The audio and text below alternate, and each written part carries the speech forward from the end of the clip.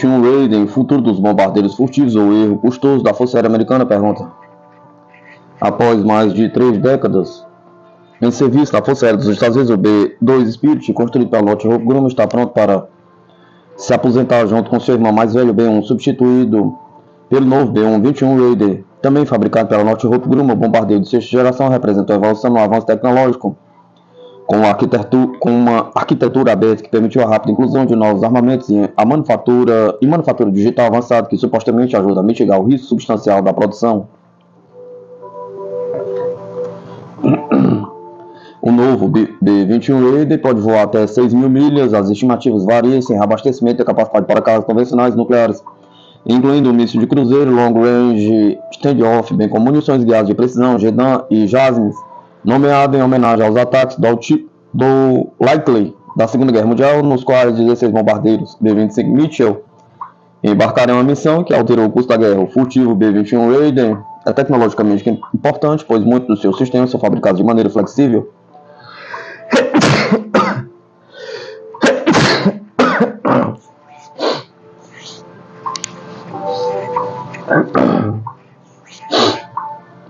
Permitindo a integração de dados, sensores e armas.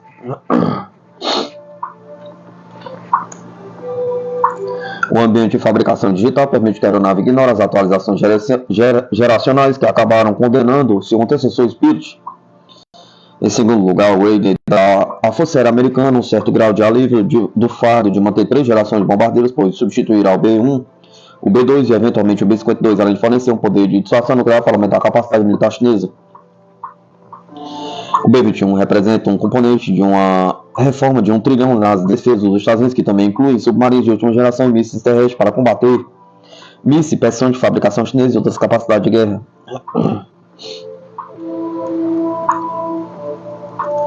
A prontidão operacional na região do Indo-Pacífico é cada vez mais vital, pois as ameaças ao domínio e à hegemonia norte-americana na região estão sendo desafiadas pela agressão chinesa e pelo rápido avanço militar. A plataforma B-21 também é importante para o Northrop Grumman, já que os aliados americanos atualmente não têm capacidade para igualar a capacidade da China de atingir alvos a grande distância.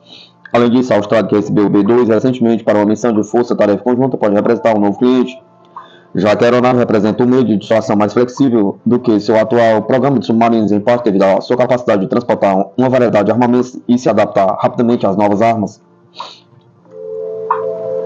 Além disso, o programa de submarinos AUKUS, em parceria com os Estados Unidos e a Inglaterra, não será entregue antes de 2040. O problema com o B-21, no entanto, é a taxa atual de produção. Não há respostas claras sobre quando a Força Aérea dos Estados Unidos receberá os 145 B-21S que encomendou, e considerando possíveis estouros, pode não ser rentável. Em 2016, o Congresso Budget Office estimou que custaria aproximadamente 80 bilhões para adquirir os primeiros 100 B-21S e foi feita uma recomendação para adiar seu desenvolvimento para 2028 e um esforço para economizar 32 bilhões entre 2020 e 2028.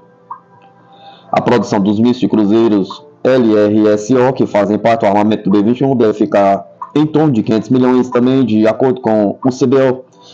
Em uma era de rápido desenvolvimento de tecnologias simétricas e assimétricas, o B-21 é mais crítico agora do que será na data de entrega em 2028, mas será tarde demais? Pergunta.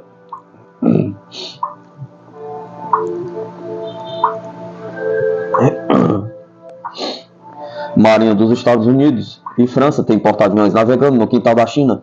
Os Carvision e o USS Charles de Gaulle intensificaram os exercícios conjuntos no Indo-Pacífico, sinalizando uma forte presença aliada contra a China. A Marinha dos Estados Unidos conduziu o exercício com as Filipinas e a Malásia enquanto patrulhava o mar da China meridional, provocando a reação dos militares chineses. Enquanto isso, a França liderou o exercício lá Rose 25 com 8 nações do Indo-Pacífico, reforçando a segurança marítima e a defesa coletiva. Com novos envios de caças dos Estados Unidos para o Japão e bombardeiros chegando em Guam, as tensões estão aumentando. Enquanto Pequim luta, os Estados Unidos e seus aliados permanecem comprometidos com o Indo-Pacífico livre e aberto. O porta-aviões americano Uzi Carvision concluiu o exercício conjunto tomado da China meridional e fez em escala no porto da Tailândia. Enquanto isso, um grupo de porta-aviões franceses com porta-aviões FS Charles de Gaulle concluiu o exercício conjunto no Mar de Bali. Esses eventos fizeram com que os chineses se apressassem enquanto o comando do Teatro Sul do Exército de Libertação Popular da China realizava patrulha de prontidão marítima e aérea em uma tentativa de manter a paz e a estabilidade na região do Mar da China Meridional, de acordo com a reportagem da China Militar Online. Pequim reivindicou quase a totalidade do mar da China meridional, marcado por uma linha de 9 traços nos mapas. Essa fronteira abrange as ilhas Paracel, as ilhas Spratley, Scarborough, Shoal, efetivamente reivindicando a maioria das ilhas e recifes do mar. No entanto, outros países da região, como Vietnã, Malásia e Filipinas, contestam fortemente essa reivindicação. A Marinha dos Estados Unidos está respondendo às ações beliciosas da China e da Coreia do Norte, declarou repetidamente que pretende proteger as rotas de navegação, com os chineses tentando intimidar os aliados dos Estados Unidos na região. A Marinha dos Estados Unidos aumentou sua presença no mar da China meridional. A implantação do uso Carvision inclui exercícios e visitas a parceiros dos Estados Unidos. No início deste mês, o grupo de porta-aviões participou de jogos de guerra nas Filipinas. Aconteceu que a chegada do uso Vision coincidiu com o navio monstro chinês em Zambales. O grupo de ataque de porta-aviões treinou junto com o BRP Antônio Luna e o BRP Andrés Bonifácio filipinos. 12 embarcações de caça FA-50 e recursos de busca e salvamento da Força Aérea Filipina. Depois disso, o porta-aviões navegou no mar da China Meridional, onde em 21 de janeiro realizou operações de voo com aeronaves A-18 Growler.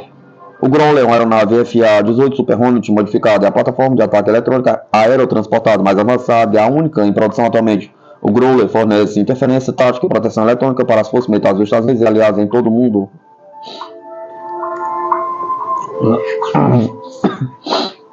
Durante a patrulha no Golfo da Tailândia, aeronaves do grupo de ataque de porta-aviões Vision treinaram com a Força Aérea Real da Malásia sobre a Península da Malásia. Em 27 de janeiro, o Oscar Vision chegou ao porto lá em Chabang, Tailândia. A Marinha divulgou uma declaração oficial informando a chegada. Ela observou: a visita demonstra a continuação de uma parceria de longa data entre os países aliados, enraizada em laços próximos entre pessoas, econômicos e de segurança. O Vision, o carro-chefe do Carrier Strike Group, ONI, está atualmente atracado no cais em Lai, Chabang, Tailândia, para uma visita programada ao porto. Os Estados Unidos estão conscientizando a China sobre seu poder naval para combater o comportamento chinês ameaçador. A Newsweek relatou que aeronaves de reconhecimento RC-135 dos Estados Unidos voaram várias missões de espionagem perto da costa da China este mês. De acordo com o mapa da Newsweek, usando dados de rastreamento de código aberto, as forças aéreas do Pacífico dos Estados Unidos disseram anteriormente a Newsweek que as aeronaves RC-135 estavam conduzindo operações planejadas de rotina na região do Indo-Pacífico.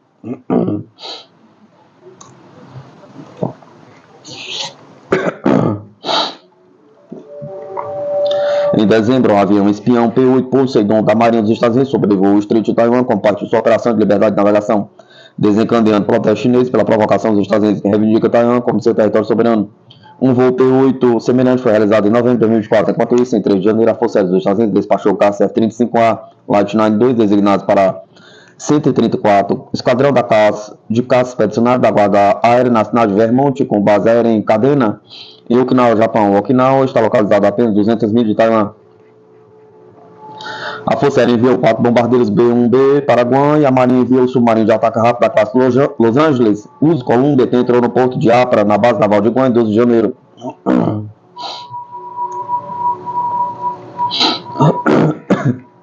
A Marinha divulgou uma declaração telegrafando claramente que o submarino estava lá com desdém para a China.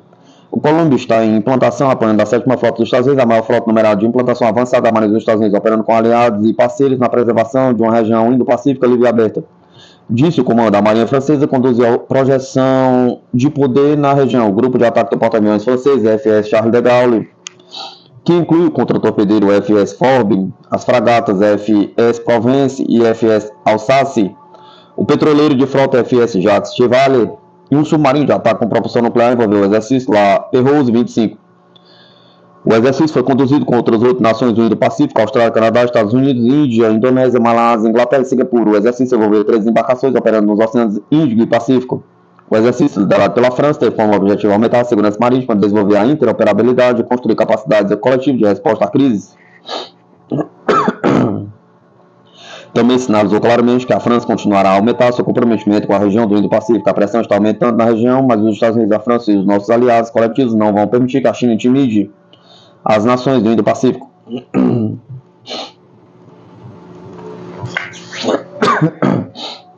Pressão máxima sobre o Irã, pergunta o erro que Donald Trump deve evitar. Entre todos os desafios de política externa que o segundo governo Trump está enfrentando, a questão sobre como lidar com o Irã e seu programa nuclear parece ser uma das mais perigosas. Um retorno à campanha de pressão máxima do primeiro mandato de Trump, na qual sanções devastadoras foram impostas à economia iraniana na esperança de forçar Teherã a capitular, parece provável, embora essa abordagem seja equivocada. Mike Waltz, conselheiro de segurança nacional de Trump, declarou claramente que a nova administração irá restaurar a pressão máxima. Além disso, o envio de paz de Trump para a Ucrânia, o enviado de paz de Trump para a Ucrânia, Kate Kellogg, pediu que o mundo retornasse à pressão máxima para transformar o Irã em um país mais democrático. Essa agressividade em relação ao Irã pode não se limitar ao comércio, já que fontes ligadas ao ministro de Assuntos Estratégicos de Israel, Ron Dermer, teriam dito que Trump também apoiaria um ataque ao programa nuclear de Teherã. Central para esses planos de agressão econômica e militar é a fraqueza percebida do Irã e seus representantes após a guerra de 15 meses em Gaza e a recente guerra Israel-Hezbollah. A recente queda do regime de Assad favorável ao Irã na Síria também contribuiu para essa percepção. No entanto, essa leitura oportunista do declínio do Irã negligencia e ofusca desenvolvimentos importantes que tornam o retorno à pressão máxima e à agressividade militar imprudente para o presidente Trump.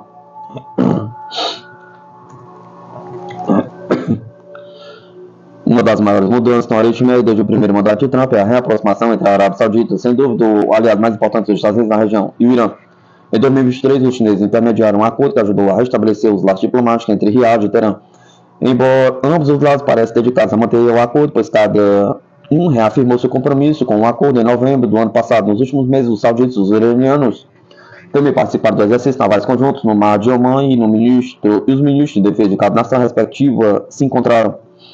Embora os sauditas tenham apoiado a pressão máxima durante seu primeiro mandato, Riad provavelmente hesitaria em apoiar Trump totalmente se ele revivesse sua política agressiva de sanções ao Irã. Foi relatado nos dias após a recente eleição presidencial dos Estados Unidos que os estados do Golfo, como a Arábia Saudita e os Emirados Árabes Unidos, estavam cautelosos com o retorno às políticas punitivas de Trump contra Teherã. O apoio saudita a um ataque ao programa nuclear do Irã seria ainda mais improvável. O príncipe herdeiro saudita Mohammed bin Salman já fez fortes comentários em apoio à soberania territorial iraniana durante a atual crise no Oriente Médio. De fato, durante uma série de ataques retaliatórios israelenses e iranianos no outono passado, o líder saudita disse que a comunidade internacional deveria forçar Israel a não atacar o território iraniano.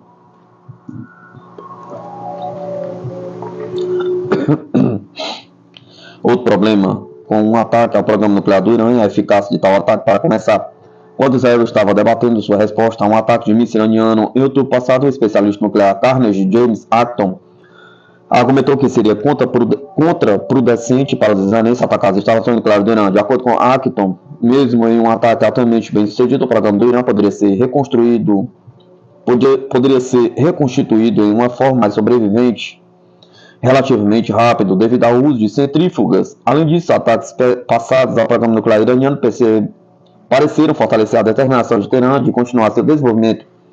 Essas preocupações não passaram despercebidas pela administração Biden, já que o ex-secretário de Estado, Antony Blinken, disse que seria preciso avaliar se o Irã simplesmente reconstruiria suas capacidades nucleares antes que uma decisão de ataque fosse ordenada.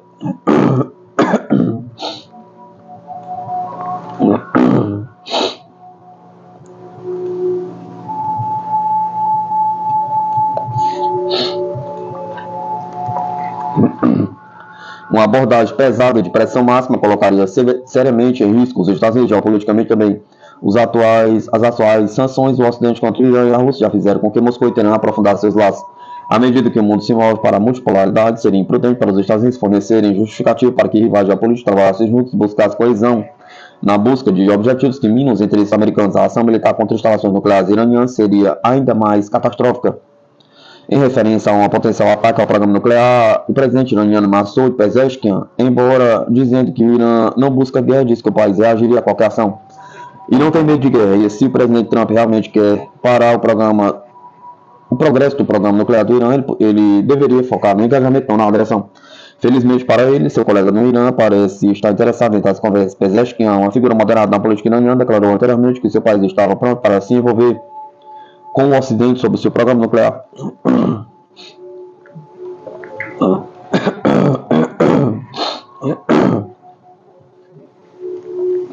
Mas se Trump escolher imprudentemente implantar uma política de linha dura em relação ao Irã, a posição dos Estados Unidos em termos de política de poder global ficará ainda mais tensa e os Estados Unidos poderão se ver em outro atoleiro no Oriente Médio.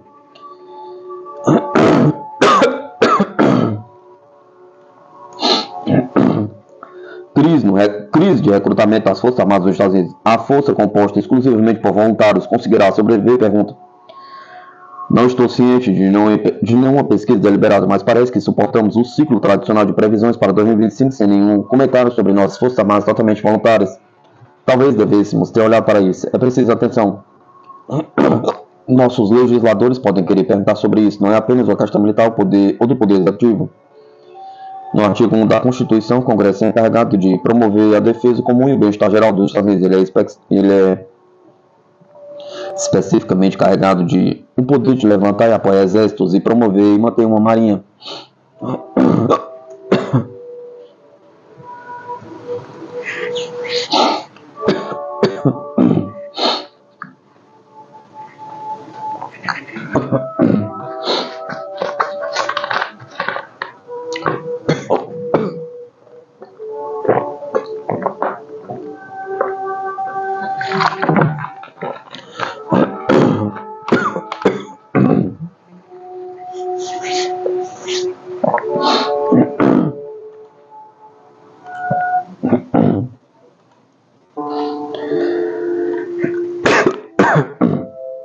Negligência benigna não é uma boa resposta. Prerrogativas legislativas, uma vez perdidas, não retornam.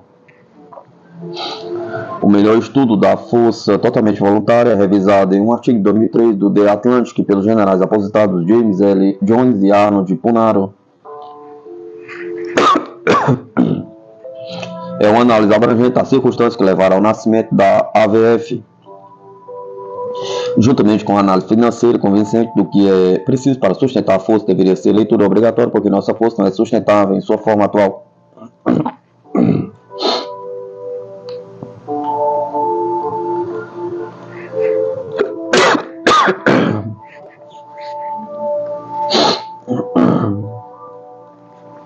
O relatório de Atlantic também tomou nota da nossa atual crise de recrutamento. Recrutamento é algo ativo, não uma empresa passiva de recebimento de ordens. Exige habilidade e determinação feito pelo menor de nós. Por necessidade, os esforços de recrutamento do serviço tornaram-se cada vez mais profissionalizados, com mais recrutadores nas ruas para atingir a missão de recrutamento. É uma reprovação mensal para recrutadores individuais e para a empresa em geral. A matemática não mente. No entanto, os desafios continuam crescendo, a resolução está além do alcance dos serviços.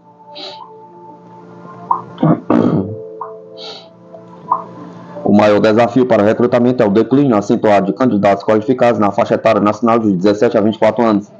De acordo com a Mission Wilderness Council for a Strong America, a desnutrição, especialmente a desnutrição que se manifesta como obesidade, representa uma ameaça não apenas à saúde de nossa nação, mas a nossa segurança nacional. Em todo o país, 77% dos jovens entre 17 e 24 anos não podem se qualificar para o serviço militar. Para deixar isso assimilar, quase 8 em cada 10 nessa faixa etária não se qualificam para se juntar às forças, dado esses fatos, mesmo uma mobilização geral de emergência. Ou seja, recrutamento seria difícil.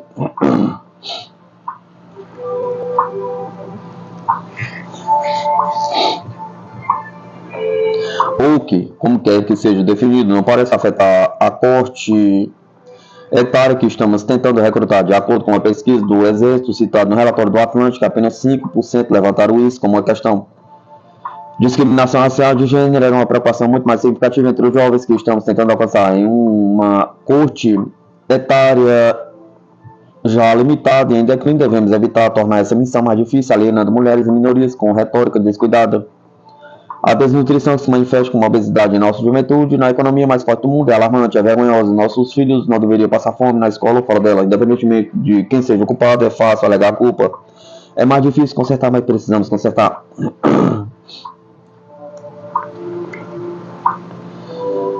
Em vez de cortar programas como o Programa de Assistência Nutricional Suplementar, um programa especial de nutrição suplementar para mulheres, bebês e crianças, Programa Nacional de Merenda Escolar e outros, devemos impulsionar nosso sistema de ensino médio para garantir nutrição adequada e exercícios como parte essencial na educação para nossas gerações futuras. Também é crítico para o sucesso acadêmico, quaisquer centavos que possamos economizar por meio de cortes em programas de nutrição escolar para atingir metas orçamentárias efêmeras serão reembolsadas pelo fracasso de nossas defesas, como a ação do Congresso e do Poder Executivo sem nenhuma necessária.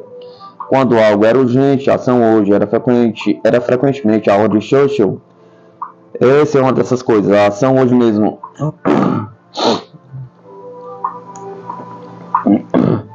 Uma frota de novos caças furtivos F-35 ficará estacionada na porta da Rússia.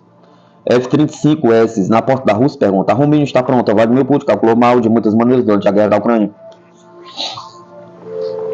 Seus militares tiveram um desempenho terrível. Ele subestimou a determinação dos ucranianos e não previu que a aliança da OTAN se tornaria mais assertiva e não mais fraca.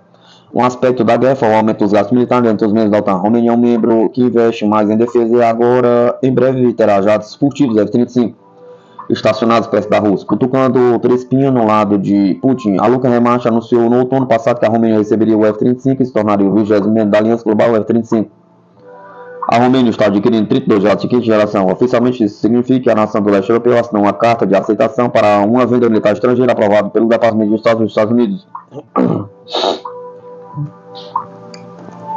Estamos felizes em dar as boas-vindas à Romênia no empreendimento F-35, disse o Tenente-General Mike Schmidt, diretor executivo do programa do F-35 Joint Program Office. A integração da aeronave F-35 Lightning II na Força Aérea Romena fortalecerá significativamente as capacidades de dissuasão da OTAN, fornecendo vantagens estratégicas operacionais e táticas inigualáveis. O F-35 Joint Program Office está dedicado a continuar um forte relacionamento com a Romênia, garantindo uma transição bem-sucedida e fornecendo suporte abrangente para seus pilotos e mantenedores à medida que avançamos juntos nesse grande esforço.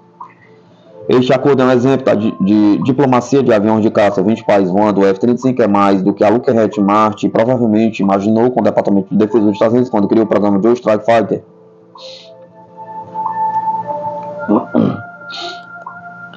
Vendas militares dessa magnitude pode aproximar dois países e mostrar que os Estados Unidos têm confiança no exército romeno. Este acordo exigirá mais material e assistência do que apenas aviões. Os romenos precisarão de peças de reposição e treinamento de manutenção, e os pilotos romenos provavelmente visitarão os Estados Unidos para aprender a pilotar o F-35. Isso é bom para o Pentágono. A compra do F-35 não é a única maneira pela qual os Estados Unidos e a Romênia estreitam os laços. Em setembro de 2024, o Departamento de Estado dos Estados Unidos anunciou outro desenvolvimento promissor e uma ação que provavelmente consolidou o acordo do F-35. Os Estados Unidos emprestarão à Romênia a gritante quantia de 920 milhões de financiamento militar estrangeiro para reforçar as defesas. Parte disso irá para o acordo do F-35, que também permitirá que os romenos comprem mais F-16 para integrar com os caças Tilt.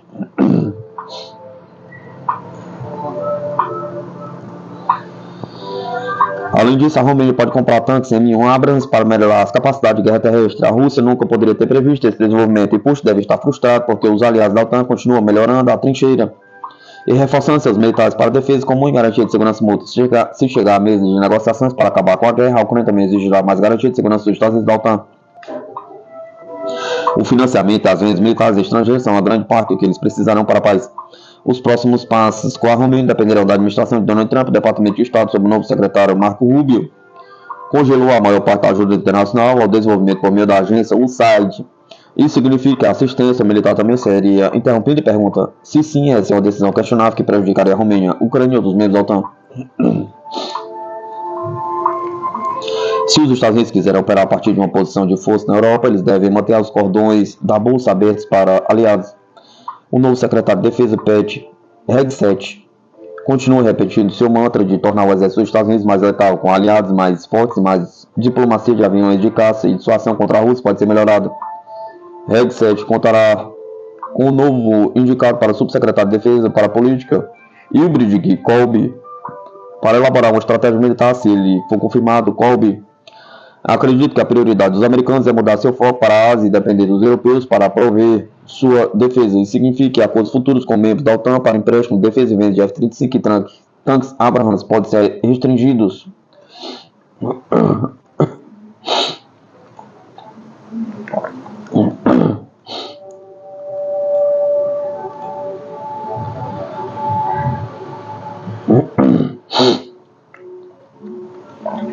O acordo de assistência militar romeno foi construído quando Joe Biden era presidente. Ele tinha um compromisso robusto com a aliança. Resta saber se os americanos sob Trump consideram o mesmo nível de apoio a países como a Romênia quando a China representa a ameaça mais significativa. De acordo com estrategistas dos Estados Unidos, assim a diplomacia dos aviões de caça pode se concentrar mais na Ásia e não na Europa.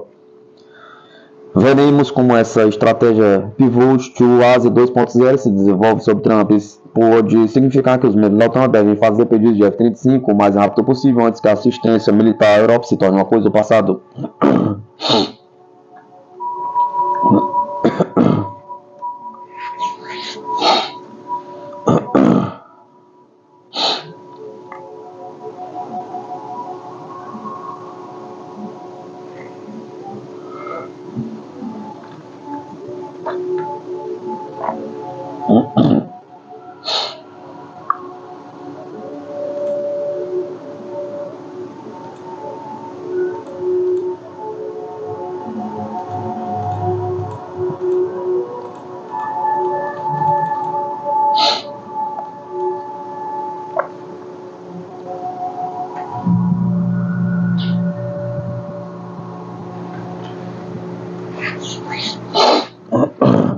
O bombardeio B-21 Raider é um grande ponto de interrogação. A Força Aérea dos Estados Unidos planeja adquirir pelo menos 100 unidades do bombardeio B-21 Raider, mas especialistas argumentam que 145 ou mais podem ser necessários para enfrentar ameaças globais.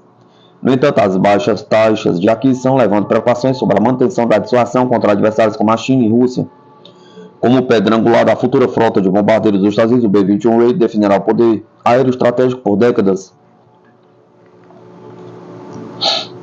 Os Estados Unidos conseguirão construir B-21 Raiders suficientes para enfrentar a China? Pergunta.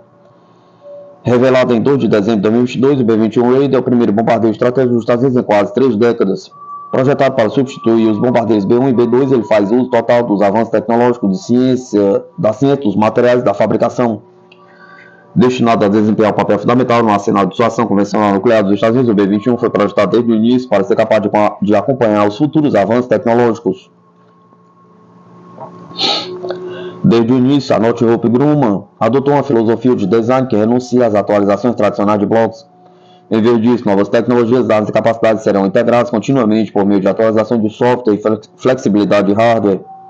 Integrada com a frota de bombardeiros dos Estados Unidos caminhando para chegar a apenas 133 até 2033, a capacidade de manter um nível mais alto de prontidão será essencial para manter a dissuasão convencional e nuclear em um mundo cada vez mais instável. Além de sua rápida capacidade de atualização, outra característica fundamental é ser design para suportar operações tripuladas e não tripuladas. Dada a natureza altamente destrutiva de um conflito de pares e a atual escassez de pilotos da Força Aérea, a capacidade de implantação sem tripulação representa uma evolução substancial e vantagem sobre as gerações anteriores de bombardeiros. Além de poder operar em uma configuração não tripulada, o B-21 também foi projetado para operar como um nó em uma família maior de sistemas para ataque convencionais de longo alcance, que abrangem inteligência, vigilância, reconhecimento, ataque eletrônico, comunicação e outras capacidades, enquanto o B-2 estabeleceu o padrão para baixa observabilidade em sua aeroeira empurra esses limites ainda mais por meio de contornos de fuselagens refinadas, revestimentos avançados e uma seção transversal de radar menor.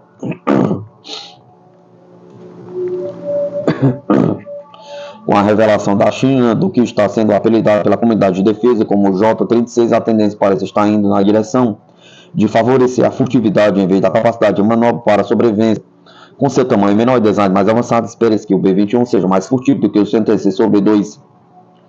A Força Aérea planejou inicialmente adquirir pelo menos 100 unidades, com cada unidade custando 692 milhões de dólares em 2022. No entanto, discussões de alto nível sobre o tamanho da frota Raider aumentaram à medida que as considerações para o programa Next Generation ou Air Dominance NGAD, desenvolvimento de drones e preocupações gerais com o orçamento evoluem. No passado, tanto o chefe da Força Aérea quanto o secretário da Força Aérea testemunharam perante o Congresso, afirmando que uma frota de 220 bombardeiros provavelmente seria necessária para atender aos requisitos operacionais, considerando o plano atual de manter 75 B-52JS atualizados. Isso significa que uma frota de 145 B-21S seria necessário. O número de B-21 não é o único tópico de debate. A taxa de aquisição atual significaria que apenas 20-30 B-21 estariam operacionais até 2030.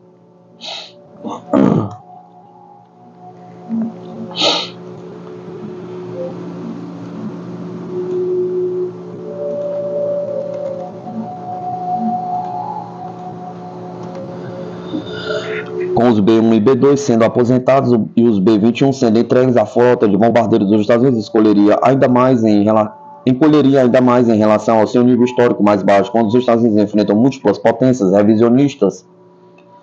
Para aumentar a taxa de aquisição, a Força Aérea provavelmente teria que concordar em comprar mais do que os 145 necessários para atender aos requisitos. Olhando para o futuro, o papel do B-21 Raider como uma plataforma de dissuasão de ponta não pode ser exagerado diante de ameaças complexas de rivais quase pares e na necessidade contínua de dissuasão convencional e nuclear. O Raider está pronto para preencher lacunas críticas do arsenal estratégico dos Estados Unidos.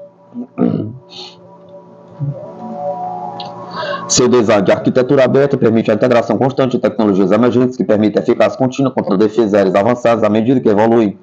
É igualmente importante a posição não tripulada da aeronave e as capacidades em rede oferecem flexibilidade operacional incomparável. Em um mundo cada vez mais volátil, onde alianças e focos de crise se multiplicam, o sucesso do Raider ajudará a moldar a influência global e as capacidades de situação dos Estados Unidos nas próximas décadas.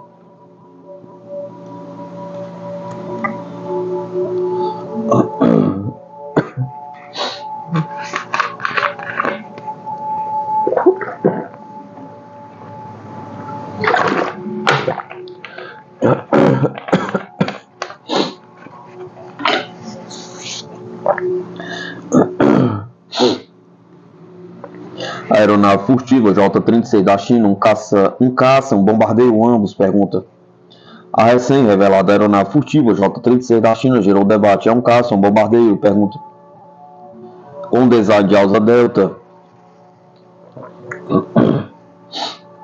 sem cauda e uma configuração única de 3 motores, o J-36 desafia as classificações tradicionais. A aeronave parece otimizada para operações de alta velocidade e altitude, sendo capaz de realizar missões a ar e a solo. Se for bem sucedido, o J-36 poderá servir como uma resposta da China ao caça americano B-21 Raider e ao caça Next Generation Air Dominance NGAD.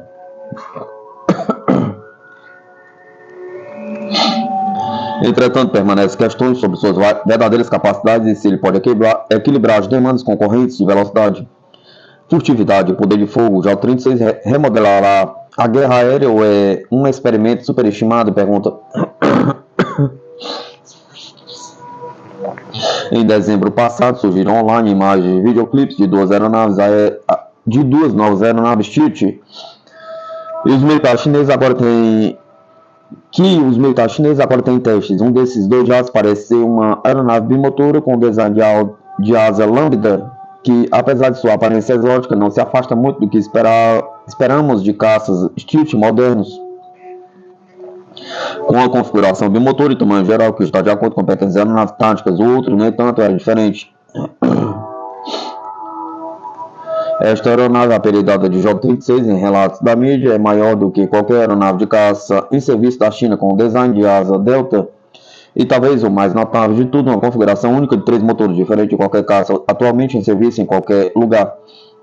Na verdade, por causa de seu layout de propulsão incomum, trem de pouso pesado, tamanho geral maior, muitos começaram a argumentar que esta nova aeronave não é um caça, e sim um bombardeiro regional ou de médio alcance. Uma alegação que está de acordo com a avaliação de 2019 da Agência de Inteligência e Defesa de que a China tem um bombardeiro desse tipo em desenvolvimento ativo sob a designação JHXX. No entanto, o debate sobre esta nova aeronave é um caça, um bombardeiro, erra o alvo em favor de uma semântica ultrapassada, uma vez que as funções e os casos de uso potenciais para um caça Stilt pesado, um bombardeiro Stilt médio no Pacífico se sobrepõem bastante.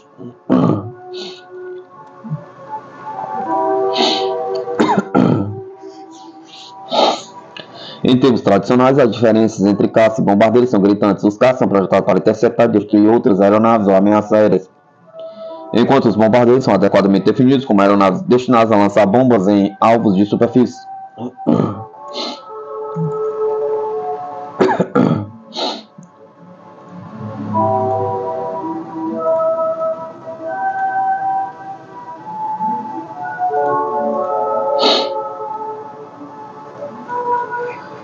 Ao longo da maior parte da história da aviação, esses conjuntos de missões muito diferentes exigiam designs gerais muito diferentes, com bombardeiros priorizando alcance e carga útil em detrimento do desempenho acrobático de caças, prezando a manobrabilidade e eventualmente a conservação de energia. Para combate aviônico, os sistemas de bordo e as armas eram igualmente especializados, com bombardeiros carregando equipamentos destinados a permitir o direcionamento preciso de estruturas do solo, geralmente usando bombas de gravidade não guiadas, e caças usando sistemas como radar de bordo para mirar aeronaves inimigas, primeiro com armas e eventualmente com mísseis a ar, cada vez mais complexos e capazes. Caças e bombardeiros têm operado há muito tempo ao lado de várias outras classificações de aeronave de combate, incluindo aeronave de ataque, que se especializaram em engajar alvos de superfície de menor alcance. Com o tempo, no entanto, o avanço da tecnologia tornou cada vez mais possível embalar mais capacidades em fuselagens menores, e como tal, os projetos de aeronaves de função única rapidamente começaram a dar lugar a aeronaves multifuncionais mais novas. O F-18 Hornet, que entrou em serviço pela primeira vez para o Corpo de Fuzileiros Navais dos Estados Unidos em 1983 e para a Marinha dos Estados Unidos em 1984, na verdade carrega os prefixos FA de caça e de ataque. Para destacar essa inovadora capacidade multifuncional na Guerra do Golfo, em 1991, o Hornet se tornou a primeira aeronave da história a fazer a transição dos modos de ataque para caça. Com apenas um toque de um botão, engajar um alvo no ar e então simplesmente voltar ao modo de ataque para continuar com sua missão pretendida. Hoje espera-se que todos os caças modernos de quarta e quinta geração sejam capazes de fazer o mesmo. E como resultado desse prefixo, o ar de ataque é uma espécie de cada vez mais ameaçada.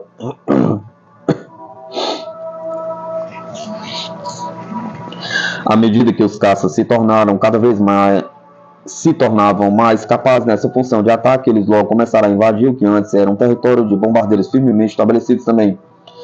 Apenas 4 anos após a Marinha começar a operar seus Hornets, a Força Aérea introduziu seu novo caça de ataque multifunção, o F-15 Strike Eagle, construído sobre a incrivelmente capaz fuselagem do F-15 Eagle. O Strike Eagle não estava apenas entre os caças mais capazes no céu, mas também oferecia desempenho de combate a solo que envergonharia muitos bombardeiros da Segunda Guerra Mundial. Por isso, alguns até chamam plataforma como a Strike Eagle de caça-bombardeiros por causa das linhas tênues entre as suas funções.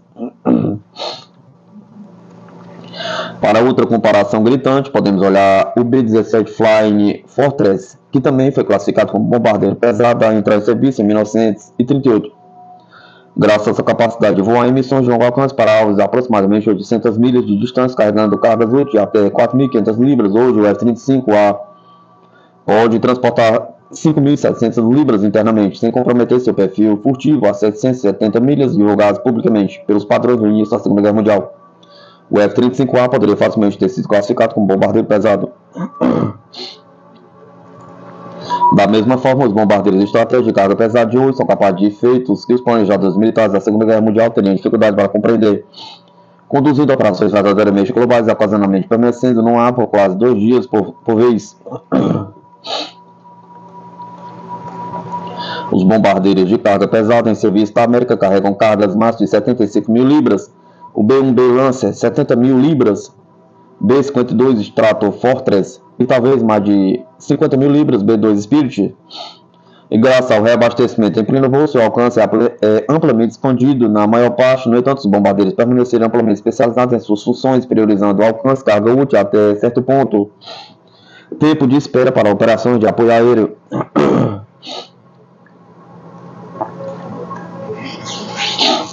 Ao longo dos últimos anos da Guerra Fria e da Guerra Global contra o Terror, diferentemente dos bombardeiros da Segunda Guerra Mundial, essas aeronaves passaram a depender cada vez mais de escolta de caças, guerra eletrônica, e no caso do B-2, furtividade para fornecer capacidade de sobrevivência contra ameaças terrestres e aéreas, mantendo suas capacidades ofensivas relegadas à missão de bombardeio.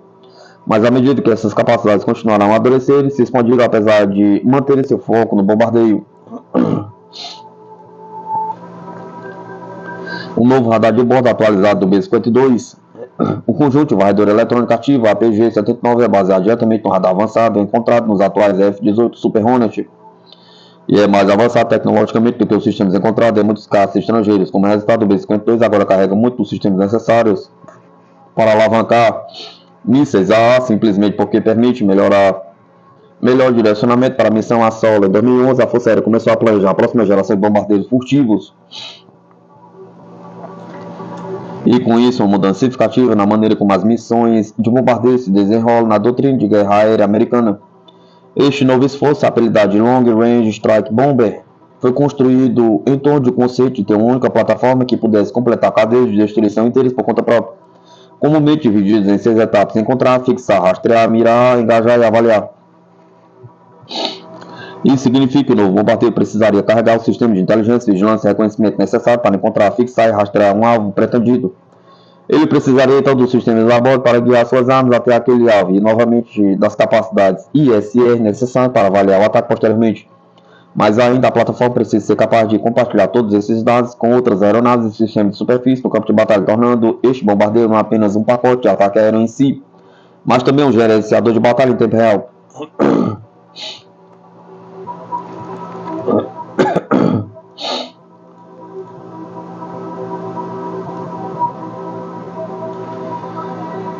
Realizar tudo isso significa que este novo bombardeio, agora conhecido como B-21 Raider, precisaria carregar um conjunto de aviônicos mais avançados em serviço americano e a capacidade de alavancar uma ampla variedade de sistemas de armas em serviço e ainda em desenvolvimento.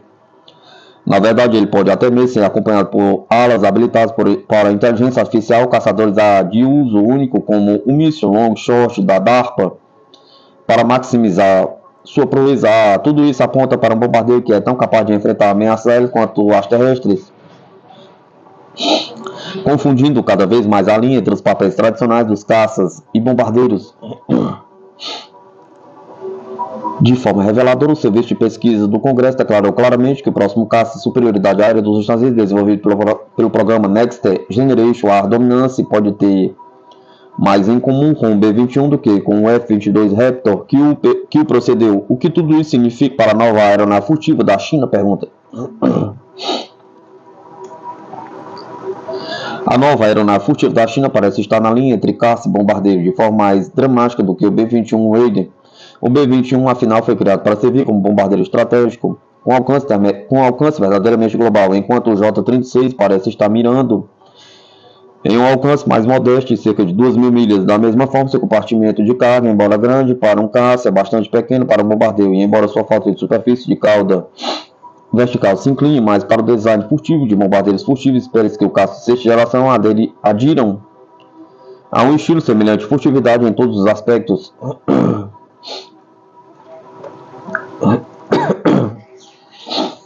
Esta aeronave foi claramente projetada para voar em altas velocidades e altitudes elevadas, transportando cargas maiores do que qualquer outra. Outros caças da China, e isso é notavelmente algo que a China precisa para manter o espaço aéreo sobre o Pacífico disputado em um potencial conflito com os Estados Unidos. Como ela poderia fazer isso? Provavelmente tomaria emprestado muito dos conjuntos de missões tradicionais de caça-bombardeio. Mísseis ar poderiam ser usados para engajar aeronaves inimigas de alcance extremamente longos por meio do uso de teias de destruição avançadas, sensores externos, seus próprios sistemas de mira a bordo e bombas guiadas ou mísseis ar superfície armazenados na baía de armas primária engajam pistas de pouso, sistemas de defesa aérea e estruturas de comando no solo.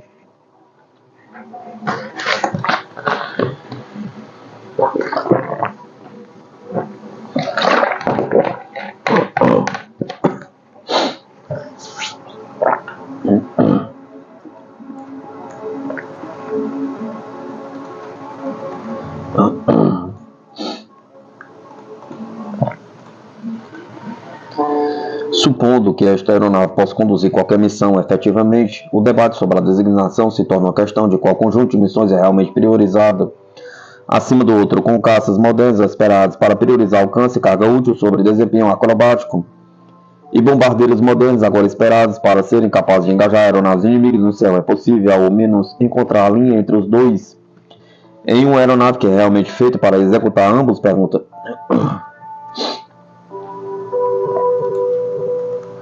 Essa linha de questionamento não pretende sugerir que compromissos não façam mais parte do design da aviação. Melhorar em uma coisa geralmente vem às custas de ser melhor em outra. No entanto, à medida que os sistemas modernos de mira se tornam cada vez mais capazes de ambos os conjuntos de missão, e à medida que as cargas úteis dos caças ficam maiores e as cargas úteis dos bombardeiros ficam menores, o debate sobre como chamar essas novas aeronaves se torna um exercício cada vez mais acadêmico, sem aplicação no mundo real.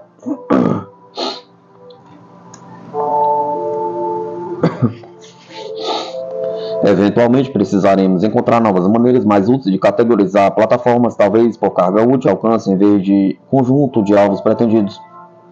Mas enquanto isso, não corrigirei ninguém por chamar o J-36 de caça bombardeio, pelo menos não até que ele demonstrasse uma propensão clara para um conjunto de missões em detrimento do outro.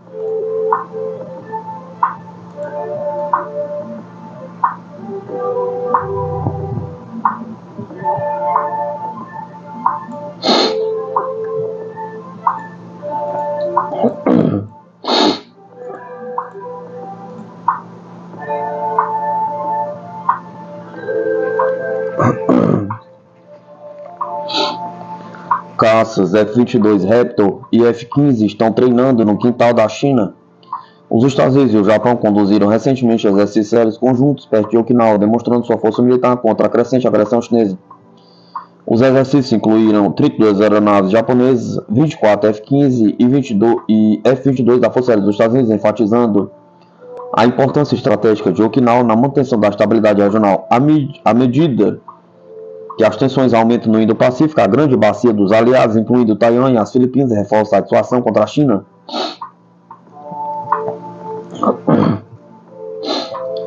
Esses exercícios destacam o comprometimento dos Estados Unidos em defender seus aliados e manter um Indo-Pacífico livre e aberto. A China frequentemente intercepta jatos de combate dos Estados Unidos e aliados e outros aviões voando em espaço aéreo internacional. A Marinha do Exército de Libertação Popular da China também assedia navios da Marinha dos Estados Unidos sem nenhuma outra razão além de intimidar. Agora, os Estados Unidos e seus aliados estão usando táticas de demonstração de força para demonstrar que também podem pressionar a China para exibir capacidades. Desta vez, os americanos e japoneses se exercitaram nos dias 22 e 24 de janeiro em torno de uma ilha crítica para os olhos e ouvidos dos chineses. A missão era usar caças furtivos para tomar a iniciativa e dobrar a vontade da China.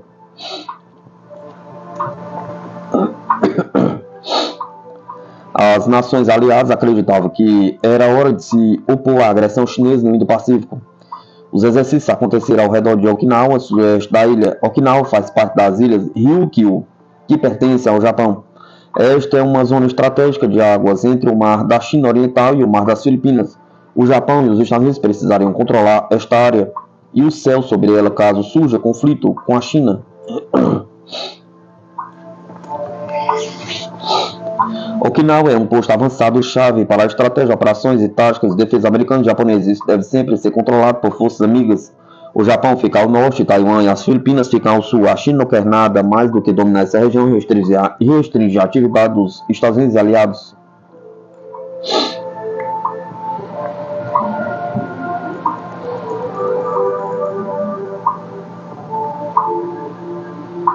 Os exercícios envolveram 32 aeronaves japonesas, incluindo 24 F-15 e helicópteros.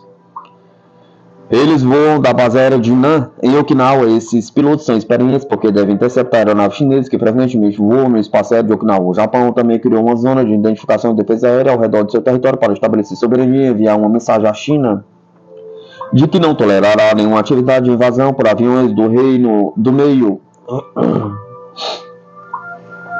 Enquanto isso, os americanos mobilizaram aeronaves F-22 da Força Aérea e aeronaves Tilt-Rotor F-22 Osprey do Corpo de Fuzileiros Navais. Elas podem transportar tropas de forma rápida e eficiente. Os F-22 voam da base aérea de Kadena, em Okinawa. Esta é a instalação da Força Aérea mais próxima de Taiwan e seria um ponto crítico para o conflito se a China tentasse invadir Taiwan. A aliança Estados Unidos e Japão é essencial para a postura do mundo livre no Pacífico. No Tratado de Segurança Mútua, os Estados Unidos e o Japão reconhecem que tem uma participação compartilhada na segurança e no progresso pacífico da região do Extremo Oriente, disse o comunicado de imprensa militar dos Estados Unidos. O Japão também elogiou a parceria com os Estados Unidos e afirmou que a aliança leva a uma região estável.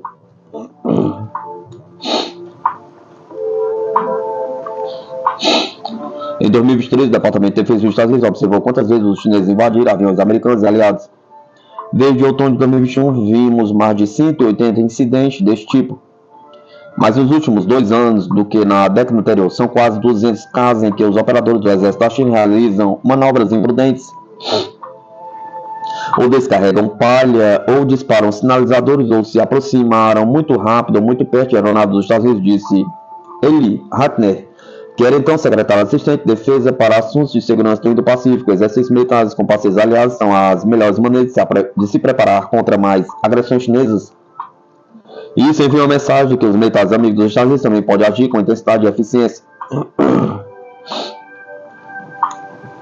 Trabalhar com aliados mostra à China que ela está isolada, sem muitos amigos no Indo-Pacífico. O relacionamento com o Japão, Taiwan e Filipinas só se fortalecerá à medida que os parceiros conduzem ensaios com os Estados Unidos. Isso forma o que eu chamei de grande bacia de aliados. No meu último livro, o grupo de países abrange não apenas o Nordeste da Ásia, mas também o Sudoeste Asiático.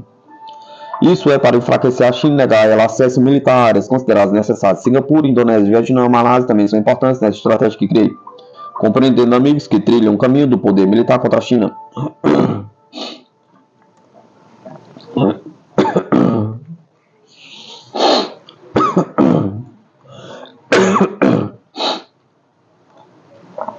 Singapura e Malásia podem trabalhar com a Marinha dos Estados Unidos e negar à China o acesso ao Estreito de Malaca, um ponto de trânsito crítico para o transporte militar chinês e o comércio internacional. Se a China embargasse ou bloqueasse Taiwan, os Estados Unidos poderiam colaborar com Singapura e Malásia para também bloquear a China e seus navios no Estreito de Malaca.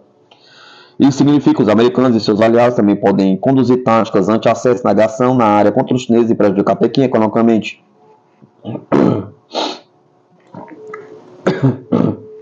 Exercícios militares com os aliados americanos devem ser divulgados sem revelar informações confidenciais para provar que a China não pode pressionar forças amigas.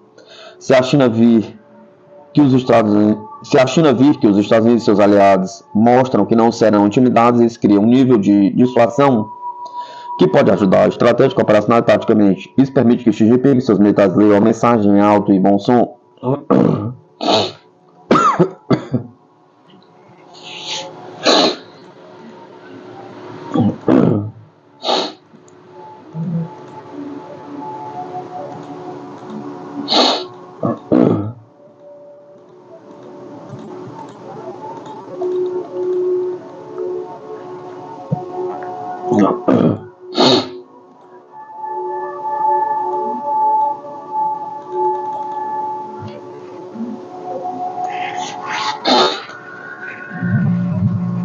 Drone iraniano revela capacidade inédita, transporte de 8 mísseis de precisão e autonomia surpreendente, promete rivalizar com a tecnologia militar dos Estados Unidos.